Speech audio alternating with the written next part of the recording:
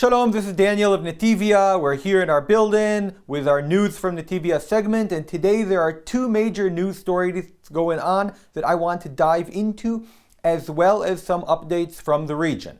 So, first, let's talk a little bit about Gaza. The UN sources said that Israel has authorized for the entry of 100 aid trucks into Gaza, and at least 90 have entered the Strip already on Wednesday. Reports out of Gaza, though, say that 10 of the trucks were stolen by Hamas. I assume that it's much more than 10 by now, but in any case, and secondary reports have asked that the first reports be removed as it hurts the Hamas. Now let's move on and talk about a more break-in story. Former second in command of the IDF, Major General Yair Golan, who is the current head of the far-left quote-unquote Democratic Party, and his most recent statement. Yesterday, Yair Golan made the insane statement that a sane country doesn't wage war against civilians, does not kill babies as a hobby, and does not set its goal to expel populations. Now, as far as I'm aware, the first and second are blatant lies. Duh. Israel never targets civilians, only terrorists and enemies who sadly, illegally hide themselves among civilians as a strategy, thus endangering the civilians. As for hobbies, our soldiers leave their hobbies as well as their families, their job, their studies, and their entire civilian life at home. And I highly doubt that any of them are psychopathic sadists who kill babies. Unlike Hamas, who on October 7th, and even before, such as the slaughter of the entire Fogel family, killed babies in their mother's womb, microwave babies, kidnapped and killed babies like the Bibas children. And most of it is caught on video. As for the third claim, it is entirely legitimate goal to move, remove, and expel populations, whether to keep them safe and out of the war zone, which is not only legal, but encouraged by international law, and would even align with debunking the first lie that Yair Golan said about waging war against civilians. But in this case, we are talking about a hostile population that has aligned itself with our enemy, thus allowing for siege or removal within the Articles of War. Unfortunately, these lunatic ravens are echoed by other well-known leftist leaders, such as former Prime Minister and Chief of the IDF staff, Ehud Barak, who happens to be a good friend of Jeffrey Epstein, and former Prime Minister and convicted criminal who sat in jail for nearly a decade, Ehud Olmert, as well as other left-wing politicians from within his party and also others. Now, there are two options, in my opinion. The first is that these deranged politicians who are funded by Soros, the EU, and other liberal anti-Israel organizations and countries are outright lying for power, money, prestige, or to scuttle the right-leaning current government led by Benjamin Netanyahu. It is possible. After all, we just found out that Joe Biden has stage 4 prostate cancer, which is a slow-growing cancer, and has been around for at least 10 years, according to his very own doctors. Meaning that the legacy media and the Democrats are claiming that despite him, Joe Biden, being the most medically scrutinized man in the world as President of the United States, no one knew that he had cancer, or for that matter, that he was senile and completely non-functioning for years. The entire Democratic Party and White House staff lied to the world and U.S. citizens, and mainstream media went along with that lie. So, it's clear that liberals will make outrageous lies in order to advance their agenda, which may be the case here in Israel as well. Another option, though unlikely, is that he, and his echoes are telling the truth, that in fact the IDF is a gang of baby-killing monsters.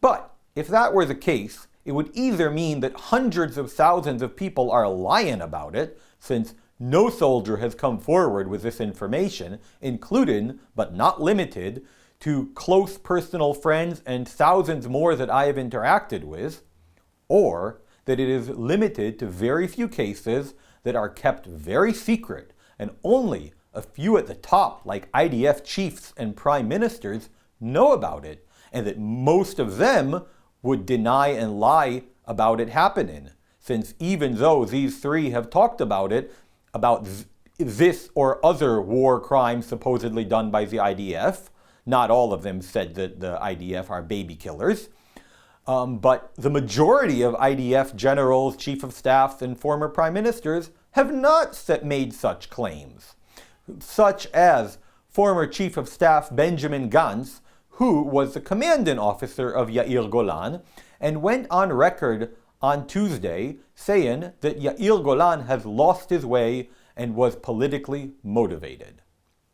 In any case, regardless of which of those options you choose to believe, it is a very sad statement made by a man who spent most of his adult life in the service of Israel. The second item for today is the following. In the past few days, there seems to be a massive international effort to force Israel to take actions that harm it, such as recognize a Palestinian country, and end IDF activity in Gaza, or allow aid into Gaza and directly into Hamas's waiting hands. Here are just a few of the recent examples.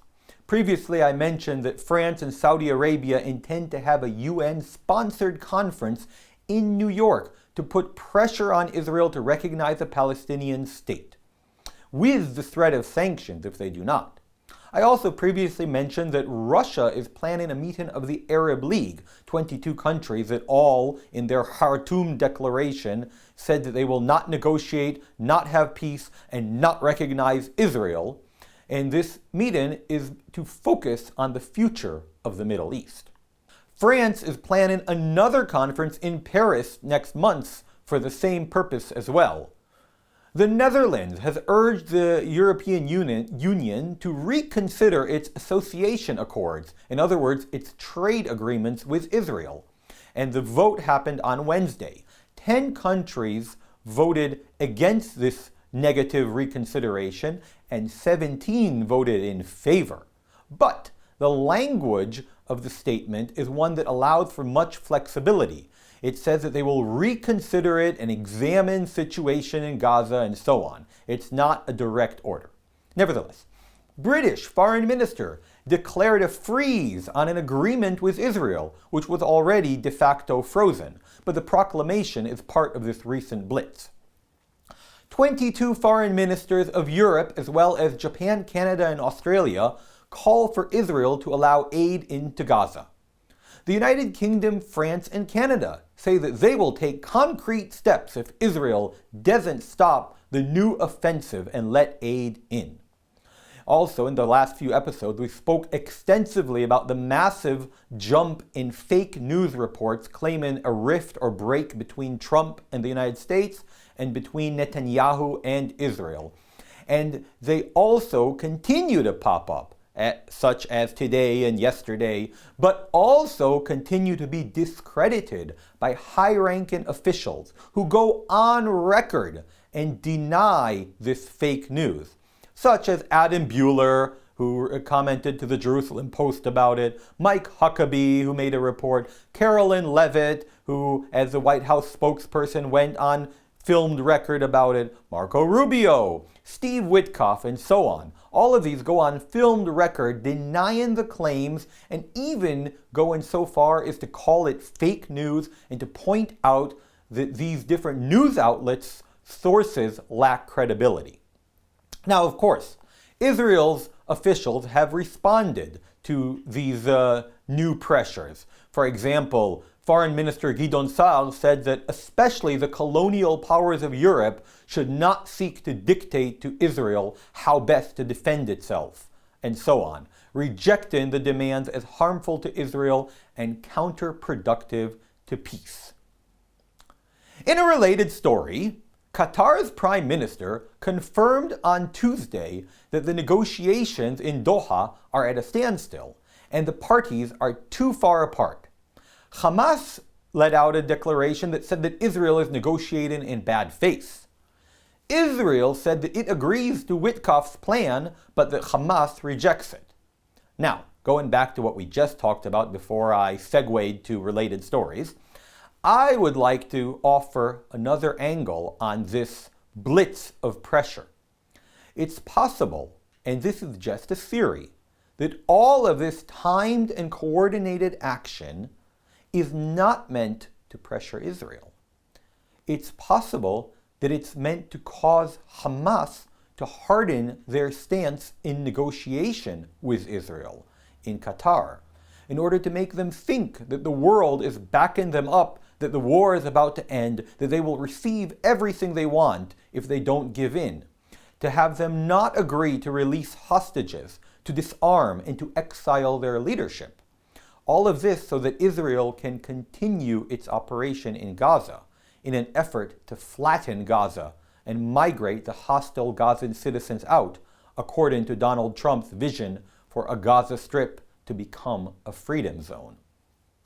Now, I know that this might sound a little bit crazy, and I'm not even convinced myself that it's entirely correct, but listen, while we're letting in 1, 9, 10, 100 aid trucks, we're also flattening Rafah, flattening Gaza City, and working towards Donald Trump's vision. Tell me what you think in the comments below. Shalom.